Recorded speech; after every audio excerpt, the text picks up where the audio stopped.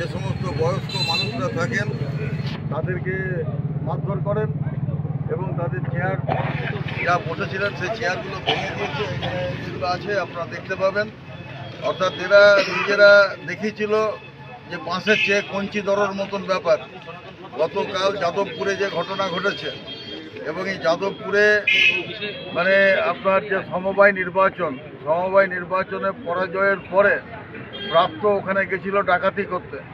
আর সেই ডাকাতি করতে যাওয়ার ফলে সেখানকার ছাত্ররা যখন বাধা দিয়েছে এবং বাধা দেওয়ার পরিণতিতে কোনো জায়গাতে পশ্চিমবাংলার কোথাও কিছু হলো না, এখানে এক দঙ্গল পেঁচো মাতাল এসে তারা এইখানটাতে ঝামেলা করলেন আর কি। আসলে একটা ছোট ঘটনাকে কেন্দ্র করে এই ঘটনাটাকে কেন্দ্র করে একটা বড় ঘটনা ঘটাতে চাইছিল। আমরা এই এলাকার শুভবুদ্ধি সম্পন্ন মানুষকে অভিনন্দন এবং ধন্যবাদ জানাতে চাই এই কারণেই যে এই ধরনের একটা ছোট ঘটনাকে কেন্দ্র করে কোনো ধরনের উত্তেজক পরিস্থিতি তৈরি হয়নি এবং সেটা তৈরি না করার জন্য আমাদের পার্টি কমরেডরা এবং পার্টির বন্ধুরা, পার্টির দরদিরা যে ভূমিকা নিয়েছেন তার জন্য তাদেরকে অভিনন্দন জানাচ্ছি। কিন্তু ঘটনা হচ্ছে এটাই যে গোটা পশ্চিম বাংলা জুড়ে তৃণমূলের মধ্যে একটা ঘটনা ঘটতে শুরু করেছে সমস্ত জায়গাতে।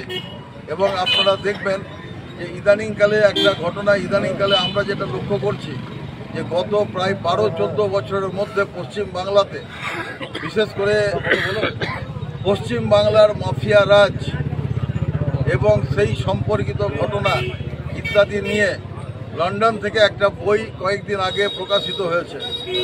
তার মধ্যে দেখা যাচ্ছে যে ইতিমধ্যে গত 12-14 বছরের মধ্যে প্রায় 30 লক্ষ পশ্চিম বাংলাতে বেকারের সংখ্যা বেড়ে গেছে। বেকার মানে অসংগঠিত ক্ষেত্রে শ্রমিক যারা কাজ পেতেন না, এই 30 লক্ষ বেকারের সংখ্যা বেড়ে গেছে। কিন্তু বেকারের সংখ্যা বেড়ে গেলেও মানুষের কিন্তু খাওয়ার ক্ষেত্রে বা খাওয়া পড়ার ক্ষেত্রে দেখা যাচ্ছে যে একটা অদ্ভুত চিত্র যে তার কোনো অভাব হচ্ছে না। অর্থাৎ কর্মহীন অন্ন সংস্থান, যেটার নাম দিয়েছে অর্থনীতিবিদরা যে কর্মহীন অন্ন সংস্থান। কর্ম নাই অথচ অন্যের সংস্থান হচ্ছে। এই অন্যের সংস্থানটা কোথায় হচ্ছে? একটা বিকল্প অর্থনীতি, বিশেষ করে দুর্গাপুর, পানাগড়, আমাদের চিত্তরঞ্জন, আসানসোল এবং কলকাতাতে রাজারহাট এবং আরও কয়েকটা জায়গা, বিভিন্ন জায়গার চিহ্ন দেখানো হয়েছে।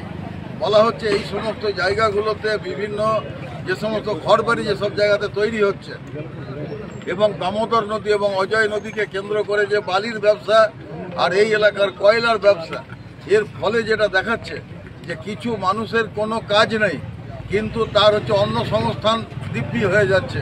এই অন্ন সংস্থানটা কিভাবে হচ্ছে? যে এই যে যারা দালাল তারা এদেরকে অন্যের সংস্থান করছে আর এই দালালগুলো কি করছে? বিভিন্ন জায়গাতে গোলমাল করে বেড়াচ্ছে।